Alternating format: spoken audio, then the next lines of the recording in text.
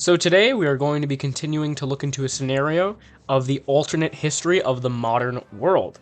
Now, in our last episode, a good amount of stuff happened. We saw the kind of, not full fall of the Spanish Empire, I would say, but they really did take a beating in that large European war. We saw the Ottomans annex Croatia, Naples, which is probably one of the biggest changes. I think another very large change that will actually be very important in this episode is the Incan people, a lot of the Andean people, gaining their independence from the Spanish Empire. To simplify it a bit, we also saw a little bit of France annexation of these two regions that were here. We also saw the Ottomans gain a lot of ports here, making their presence very, very powerful in this kind of Gibraltar region, in the entrance to the Mediterranean and also exit of the Mediterranean. But yeah, overall we saw a good amount of changes, and we're going to definitely see a lot of changes in this video as well.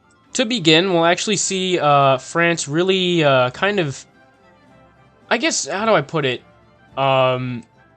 centralize a bit more. By, like, I think these are, like, kind of, French estates and stuff. I'm not totally sure, but, whatever they are, they will now cease to exist as France begins to, like I said, kind of, centralizes its government in, Paris a bit more, and slowly, feudalism falls out of preference. Over in East Asia, though, we actually see something interesting happening. In Japan, we see a religion begin to spread. Now, what is this religion? This is Catholicism. Essentially, a lot of Portuguese Jesuits, I believe they're called, and a lot of, like, just preachers and converters from Portugal are coming all the way to East Asia, and especially over here in kind of this southern Japanese region. And as we could see, we could really... There's a lot of, like, just conversions within southern Japan. This specific clan right here, the Chusokabe, they, or at least their leader, has officially fully adopted Christianity, specifically Catholicism, as their kind of state religion. And with the help of the Portuguese, they will slowly begin to actually take a lot of these island areas in Japan, conquering a lot of these other clans and their territories slowly over time. This is probably happening over, like, a few decades, because I want to mention, like, when we're going back and forth between certain areas and countries and their events, we're kind of, how do I put this? We're kind of jumping between time, in the sense of, like, an event that's happening here could be happening in the 1570s, while an event here in India could be happening in the 1600s. It's all within, like, a time frame of, like, 30 years, 20 years, I would say. But I just want to mention that, like, certain things, at least for now, I think later I'm definitely going to be more obvious with it. But for now, I think I'm going to try to make it so we're kind of jumping around in time a bit. Anywho, as the Chusokabe continue their kind of crusade in the Japanese islands, we will actually see them really succeed in their fight to take over a lot of just southern Japan, at least. Over here, they make a major naval invasion, despite Japanese ships not being that great, which encircles this entire kind of clan here, as they also take that one.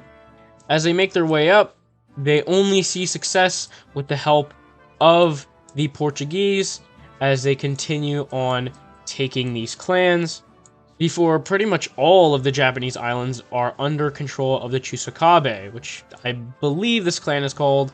If I'm wrong, it doesn't matter, because they are actually going to get a new name. Well, I kind of lied. I'm just going to probably be referring to them as Japan. But they officially call themselves the Kurishitan clan, which just means the Christian clan. So, yeah. And we will see them make their capital right here in Edo, as it is called now, but we know it as Tokyo today. So yes, officially, Japan is controlled by a Catholic Christian kind of, I guess, dynasty or clan. And with this, we will see conversions across the Japanese Isles. Especially in these southern parts, we're definitely going to see a lot more in the south, where the Portuguese are, and the original kind of clan who took control were, because they were like over here on this island. But even in the Tokyo area, we will see a lot of kind of forced conversions, but conversions nonetheless, as the entirety of the city, or not rather the entirety, but a grand majority is kind of forced to believe in Catholicism. So yes, as we can see, Japan is now reunified under the banner of Christianity, which will actually cause them to create an alliance. Actually, I was wrong. They will be joining an alliance. They will be joining the Portuguese alliance with, Ethiopia. Do these two know they exist? Probably not, but they're both allied with Portugal, so I'm just gonna put them in the same alliance. Speaking of alliances, I actually need to change up a few things. This area here is officially fully under France. They don't have really any autonomy right now. Savoy, I believe they are. They do not like the French despite being under the French crown, so they're still in the kind of Habsburg agreement. The English will leave the Habsburg alliance, kind of just deciding to be on their own as they feel nothing for them. They really just don't care anymore. And interestingly, the Spanish Netherlands will leave the Habsburg alliance. Now, why is that? Well, the reason is because they are going to be revolting against the Spanish. Up here, starting in this city, we will see a revolt, a Protestant revolt, by the way. They will take this entire region before making their way down into the south. As they make their way, they take two major cities, along with these kind of enclave areas within the HRE. I mean, the whole thing is within the HRE, but you get what I mean. The Spanish, however, will respond, and their response is not the best. I mean, they push back the rebels, but they don't even meet up with the actual border, despite being close, but they don't really meet up with the border. Now, why is that? That's because they were obviously heavily weakened by the war with the French and the Ottomans. And, really, they're more focused on trying to keep their New World colonies under their, really just their rule overall. I mean, this is a lot more important to them than the Netherlands. That being said, the rebels will really ramp up their forces, taking the capital before taking the rest of the Spanish Netherlands. Reluctantly, the Spanish will agree to a peace treaty with the Netherlands. In this peace treaty, the Spanish will keep nothing. In fact, the Netherlands will get every piece of land formerly owned by the Spanish. Over time, we can really see that the Protestants are gaining a lot more power. They will keep this as their capital. But really, you can tell that the Protestants are becoming a lot more prevalent. Like, over here, in Brandenburg, over here in Prussia, in Livonia, Sweden, Denmark, and Norway, Scotland, England, we're seeing a lot of Protestant nations becoming more prevalent. Over here, I kind of want to change up the Russian border a bit, like a lot of this unclaimed land with the Sibir Khanate. They're just going to kind of, like I said, they're just going to kind of expand their land out, coming along this river region here.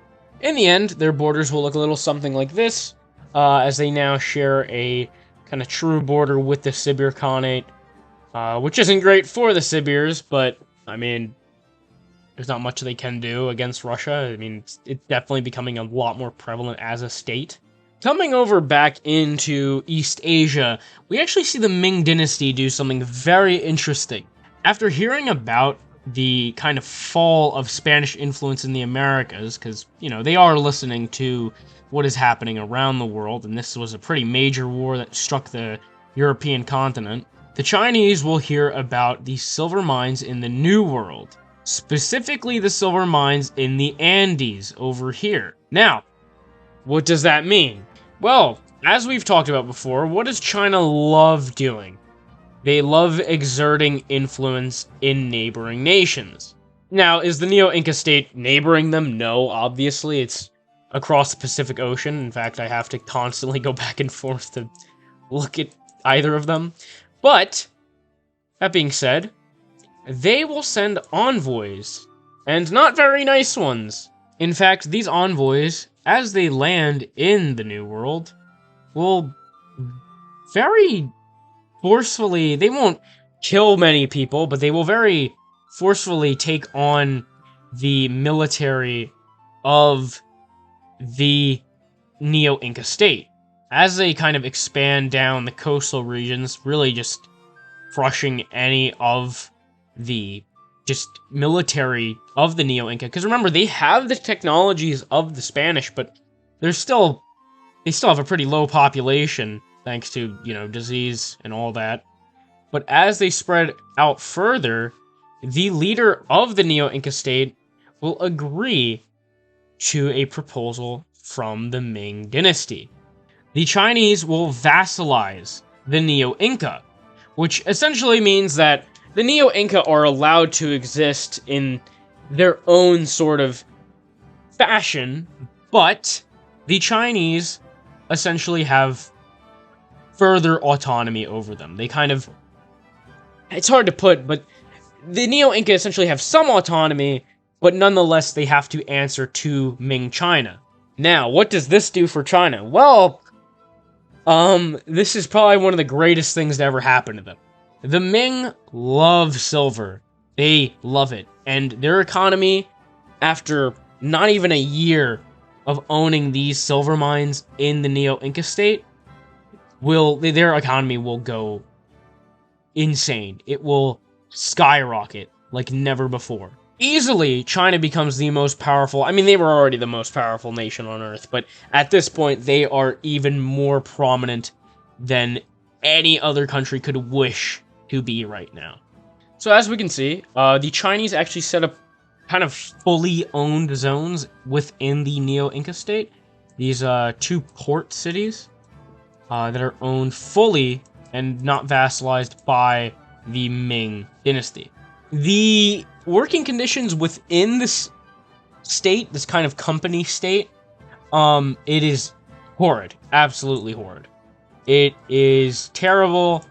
The Inca people hate it. And there's not really much they can do, because just like the Spanish, who are just as horrible, if not slightly less horrible, actually, they really just... They can't do anything. They're not powerful enough to defend themselves. Back over in Europe, though, we actually see something very interesting happening. We actually see the creation of Brandenburg, Prussia, much, much earlier than in our own timeline. How do the neighboring nations react? Not well. The Austrians, obviously, are disgusted by another prominent Protestant nation rising, and Poland and Lithuania, especially Poland, because they were a Polish vassal, they are going to go completely insane. Will they do anything yet? No. That being said, Prussia-Brandenburg will begin an attack on this kind of... Is this Pomerania or is this Pomerania? I don't know. I don't know. But they will begin an attack on either side as more Prussians kind of come over by sea to this area, and they will quickly capitulate this nation, and also this one here, leading to a full annexation, which looks a little something like this. As these guys begin to become more prominent within politics, they plan on taking not only this kind of... I believe this is Pomerania. Not only do they plan on taking this region, but they also plan on annexing, I believe, Terra Mariana or Livonia. I believe it goes by both names. I'm not totally sure. They know, however, because they're not stupid, that if they do try to take both of these territories, the Polish-Lithuanians will absolutely want to crush them. So with that, they devise a plan. This plan is to create an alliance with Russia, or at least just a temporary one. Not enough to be in a formal military alliance, but just kind of an agreement. This agreement is if they do help the Prussians, and they do help attack at least Lithuania, they will actually give a few provinces and territories from Livonia to the Russians, or at least these kind of coastal ones up here. The Russians, wanting to not only exert influence on Europe, but also just overall get a lot more of these ports and influence in the Baltic Sea, will absolutely and happily accept, on the one condition that they also get this island at the very least, along with kind of territories over here. The Prussians agree to the ultimatum before formally attacking this kind of Pomeranian area. After only a few weeks, this entire nation will go under the power of Prussia. They will also fully annex them, which automatically causes Poland to declare war, along with Lithuania. An unexpected member actually joins the fray, though. Sweden, seeing this great opportunity to kind of take advantage of this war in Eastern Europe, will attack Livonia. Okay, that color was way too similar to the actual Livonian gray. But they will actually begin to invade into Livonia, which kind of spoils the plan of the Prussians and Russians. Quickly, the Russians will declare war on both Lithuania and the Swedish. Down over here in this kind of Ukrainian area, the Russians will crush through the Lithuanian forces. They will take all of these major settlements down here before kind of meeting at the border with the Ottomans and encircling this region and taking it completely with the help of Cossack mercenaries. This vassal state of Lithuania will actually immediately surrender to Russia before Russia continues their onslaught in this upper region. Here, in the Swedish-Russian border, the Russians rush into Finland, smashing and just absolutely ripping the Swedish military apart. The Swedish pull their military out of this kind of Estonian-Livonian region before making a pushback on the Russians. Poland begins their attack into Prussia, taking this entire kind of southern region, making their way to Königsberg. This western front, on the other hand, does not look good for the Polish, as Brandenburg absolutely just pummels them, absolutely crushes this entire western region of Poland. The Brandenburg military will meet up over here, liberating a lot of these, or really just the entirety of these Prussian regions, before both militaries combine their way into Poland. Lithuania will struggle greatly against this giant front with the Russians that is really beginning to consume their nation. As you can see, the Russians have made some serious land gains. In this northern region, they'll actually push up into Russia, making this kind of weird front of this kind of absolute crushing over here with some crushing over here. Extended Prussian military will make their way into Livonia.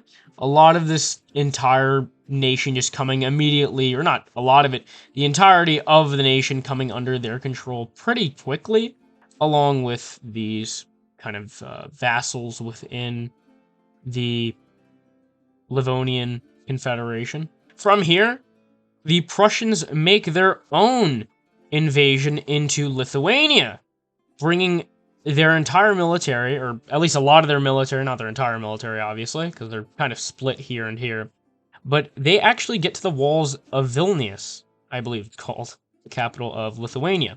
The Polish, unlike their ally, actually do way, way better, pushing back the entire Prussian group and really, really crushing the Brandenburg group a lot over here, retaking these two major cities from them. The Lithuanian front, however, does not look nearly as good, as all of their men are kicked out of Russia as the Russians continue their onslaught into Lithuanian lands. Down over here, the Cossacks continue their crusade into these regions, absolutely crushing them again and again, making this giant encirclement and taking all of it. The Cossacks continue their way into this region, bordering with Poland now, and even starting their own front in Lower Poland. The Polish Hussar are not something to be toyed with, though, as the Cossacks, despite both of these groups being very powerful, do have the edge, as they're overall just, they're more wealthy, they're more of a state group, and they push or by state group, I mean more of like an actual, like, funded by the state, I guess. But they push the Cossacks out completely. They attempt to make a push on the Lithuanian areas, but the Cossacks continue their way into Lithuania. Overall, the Lithuanian front is getting extremely bad. They are, for some reason, not surrendering to the Russians despite... oh my god, wait, hold on. Yeah, no, more than half of their country is now under the Russian occupation. The Polish, though, really hold their own, as this entire kind of area, this entire front, really just comes to a stalemate. Lithuania, on the other hand, does not look nearly as good, as Vilnius now comes under the power of the Prussian military. As the Russians and Cossacks continue to make their way into the Lithuanian regions, they finally decide to completely submit and surrender to the Prussians and Brandenburg. While Poland is pretty pissed about this, they're glad that the Lithuanians didn't wait until their entire nation was forcefully under the control of the enemy. The Polish will eventually just find that it's better to just agree to whatever the Prussians and Russians want. Now let's take a look at their peace treaty. So, the peace treaty will look a little something like this. As you can see, Russia has gained a lot of land. The Polish-Lithuanian kind of group, these two, yeah, they got kind of shaved down a bit, as you can see. Up here, the Russians and the Swedes kind of agreed on this as the annexed borders for the Russians, as they did win this altercation. In the Baltic Sea, the Russians will gain this area and this island from the Livonian kind of federation. Down over here, this is where Russia kind of makes their most gains. They will get this kind of province of Lithuania, along with this former puppet state or vassal of Lithuania. And they will get this kind of entire Dnieper River region. A lot of Cossacks will colonize this region. But as you can see, Lithuania is not looking great. For Brandenburg Prussians, though, they get an even better deal. They get this region, I believe it's called Royal Prussia, from the Polish, along with, luckily for them, the Livonian Confederation like they wanted. So in the end, as we can see, Brandenburg Prussia has become... They kind of got... Everything kind of went perfect for them. They got everything they wanted. They are a dominant force now, and they're kind of... It's kind of intimidating how big they got in such short time. This kind of sends shockwaves throughout the entirety of Europe. I mean, you know, I say that a lot. I say that for kind of everything. But I mean, this is pretty scary in my opinion, to see these two small states kind of go from, you know, what they were, small states, to these giant, well, it's not overly giant, but it's very influential and prevalent. It's also giving a lot more influence to Russia, which in turn kind of goes against what they wanted. They wanted more influence throughout Eastern Europe. Now they gave a little bit more to Russia, which is why they, like I said, did not get in a kind of alliance together formally. But in the end, they wouldn't have been able to do it without Russia's aid. So, I mean, it was something that had to be done for their win. Diplomatically, Europe is kind of a nightmare for the Prussians to actually kind of move around in. I mean, everybody around them absolutely dislikes them. Other than Russia, who are kind of neutral with them, at least for now, which I don't see lasting for that long. But, you know, the Swedes hate them.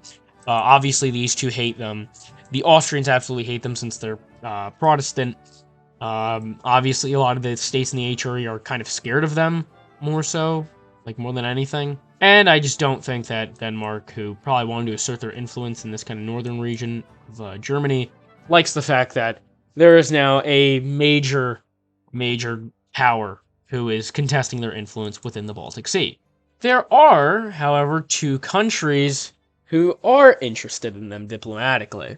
These two countries would be France and the Ottoman Empire. Which, I mean, it's kind of a funny combination because you have these Protestants up here, and then Catholics over here, and then Muslims over here, so it kind of leads to a weird combination, but they will actually open a lot of diplomacy with this Prussian state. Will Prussia immediately join the alliance? Absolutely not. They're still pretty skeptical of these two rather large and influential countries in Europe, randomly just being extremely inviting to them and asking them to not really. I mean, it's not like they're overly excited of their existence, but they're definitely showing a lot of interest, which is suspicious to the Prussians, but also interesting to them. Speaking of the Ottomans, though, and also alliances, the Ottomans will actually invade Cyprus, the island that is currently owned by Venice. I want to mention Venice and the Ottomans. These two absolutely hate each other. Yeah, if you don't know the history, these two are like the Soviet Union and the US of like the early modern age. They absolutely hate each other. I would say it's kind of crazy how much they hated each other. That being said, though, they will invade Cyprus and really, for some reason, oddly crush the Venetian ships. Why is that, though? Well, these ships that are absolutely pummeling the Venetians are not Ottoman. They're from Genoa, who, as we know from episode 1, was occupied by, simultaneously, the French and the Ottomans. So why are they helping the Ottomans? Well, the Ottomans made a promise to them. The Ottomans promised the Genoans that if you help me turn the entire kind of eastern Mediterranean into an Ottoman lake, I will give you a port in Iberia, which leads to the New World. So what this port promised to them, the Genoans will actually aid them in not only taking Cyprus, but invading a lot of other Eastern Mediterranean kind of holdouts by the Venetians. Well, they both fail in Crete, almost taking it but failing. They will take a lot of these islands which are owned by the Venetians and succeed well. While the battles go on for probably like 2 years, I would say, the Ottomans and Genoans eventually crush the Venetians. The Ottomans will keep their promise and give this port to Genoa. With this, the Genoans are actually able to go in and out of the Mediterranean much easier and really trade with, Portugal, Spain, and, Africa, go around Africa into India, Oman, etc. With that being said, though, we are not done with the Ottomans just yet. Over here in Tunisia, the Ottomans will begin an invasion into their lands. Simultaneously, the Algerians will begin a kind of Western Front invasion into Tunisia, as more Ottoman fleets come down, taking this island, or these islands, and this larger island. They will even make a naval invasion on this kind of horn of Tunisia, near Carthage, or Tunis, and make their way further up into their regions. In the end, Tunisia will surrender and become a vassal to the Ottoman Sultan. So as you can see, the Ottomans now really have just the most influence in the Mediterranean. That being said, though, the Black Sea and Mediterranean are not the only seas they want to turn into their personal lakes. Over here in the Persian Gulf, we will see, as we can see, the Portuguese control a lot of surrounding regions. As you can see, you have Bahrain right here, a lot of these small islands, this island here, and I think, is this Hormuz? Like this horn? Is that what Hormuz is? I don't know. But with the combination of some Genoans, which they are not, like I said, kind of like what happened up here with the Russians and the Prussians, they're not in like a formal military alliance. They still kind of hate the Ottomans, but this is kind of part of their deal, I guess, to continue helping them with certain needs. As part of this kind of promise to give them this port over here, we will see the Genoans and Ottomans defeat the Portuguese over here in Bahrain, along with these islands in the Arabian or Persian Gulf, whatever you want to call it. But they will even take these major outposts, and despite the Portuguese being extremely powerful right now, they are not powerful enough to fight the might of the Ottoman and Genoan navies. Or at least not for now, as the Ottomans annex all of these regions, not giving a lick of it to some Legionellans, as that'd be really odd. I mean, is it really that odd? Whoa! Is it really that odd if, you know, the Portuguese had a claim there? I mean, no, it's kind of odd because they're, like, in the Mediterranean, but it doesn't change the fact that it just looked really weird. Also, it looked weird next to, because you could see, I don't know, whatever. But anywho, now the Ottomans control everything coming through here. So, that's great for the Ottomans. It sucks for the Safavids, and also for the Portuguese, and really anyone who doesn't want to bow to the Ottomans every time they go into the Persian Gulf, but, I guess we're just gonna have to cry about it. We are not done talking about Turks, as the Mughals will now further their expansion into India. Over here in Bengal, we will see the Mughals crush the Bengali military, absolutely taking them within probably a year, I'd say. Oh, get that. We will also see them fight against this, I think this is also a Rajput state, and I believe, do they pay tribute to them? I believe they pay tribute. Yes, they pay tribute, along with the Bengali. With this, they will exert more influence and more influence, before, obviously, like we see now, going to war with them and crushing them completely. Over here, they continue making their way down into India, taking this state, along with attempting to take this state before actually being pushed out rather quickly by this much wealthier nation within India, as they share major trading ports with the Portuguese, a lot of just delegates from other nations in general. But as I said, they will kick the Mughals out. Very angry, the Mughals will actually go against this state right here, which is not as powerful as the other. They're still very powerful, and the Mughals definitely have some pushback. But in the end, the Mughals will take the entirety of this nation. In the end, we see the Mughals annexing this state, and this state, which gives them pretty major ports to the Indian Ocean, and allows them to trade with a lot of nations now. So the Mughals are definitely on their rise. They're quite big now. They're definitely, I'd say they're probably the second richest nation other than China right now. Over in West Africa, we will actually see some interesting stuff happening. The Songhai, who have formerly defeated the Mali, probably, I think, when did they defeat? I'm actually not sure when they defeated Mali.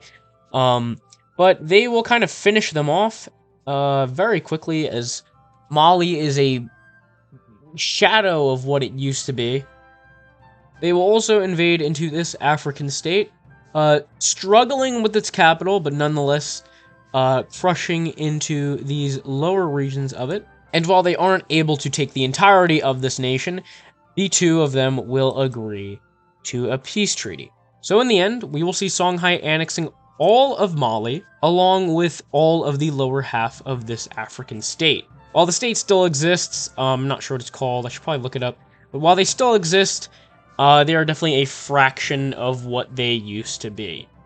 Staying in Africa, though, I'm just now realizing that I forgot.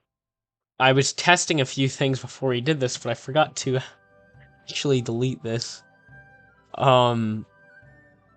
This is Bornu, and they were supposed to, like, do this in the video, but I guess I forgot to like, go backspace on my thing.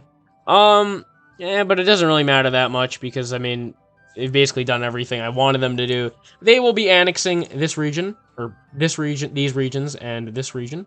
Let me, change up their border. Anywho, in the end, we will see Bornu looking a little something like this. Let's, bring out the exploration layer a bit, because I think they are Muslim, I'm pretty sure, right?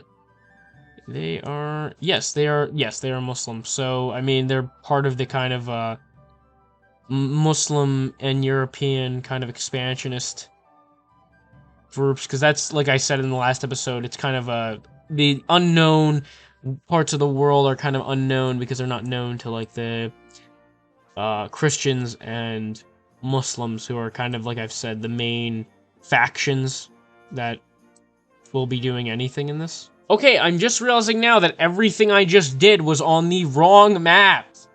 Oh my god, it was on the test map. This is the test map that I was doing before. Oh my god, it's on the wrong... That's why it was like that. Okay, I believe I fixed it now. This should be better. I hope I don't make that mistake ever again. Let me actually close out my test map so I don't make that mistake again. We will actually see the final event of our video happen. Over here in Gibraltar, we will see an Ottoman fleet, along with some Barbary kind of recruits. They will slowly make their way across the Atlantic Ocean, before finally coming up to the coast of North America. Slowly, they will discover, you know, this kind of untouched, or at least rather mostly untouched, fertile ground. And they will establish a trading port right below the Powhatan, which is this kind of confederation right here of natives. We will see the establishment of, as I said, a trading outpost in North America. Right here, they will establish their first kind of fort city, and they will begin trading with the native groups. Some settlers even will come to this colony and essentially make it their home. That being said, though, I think I will end the video here. I really like how this came out. I think this was a good episode. I tried to make it a little shorter. You know, I wanted to make a quicker episode for this one. I hope it's quicker. There might be a lot of footage that I need to edit, but I hope it's definitely quicker than the last one. Thank you so much for watching. Please like, please subscribe. If you have any suggestions, leave them in the comments. I will almost definitely read them. I mean, I don't get that many comments, but if you leave a comment, I will, not even almost, I will definitely read it, and I'll definitely consider putting it into this scenario. So thank you so much for watching. See you in the next one.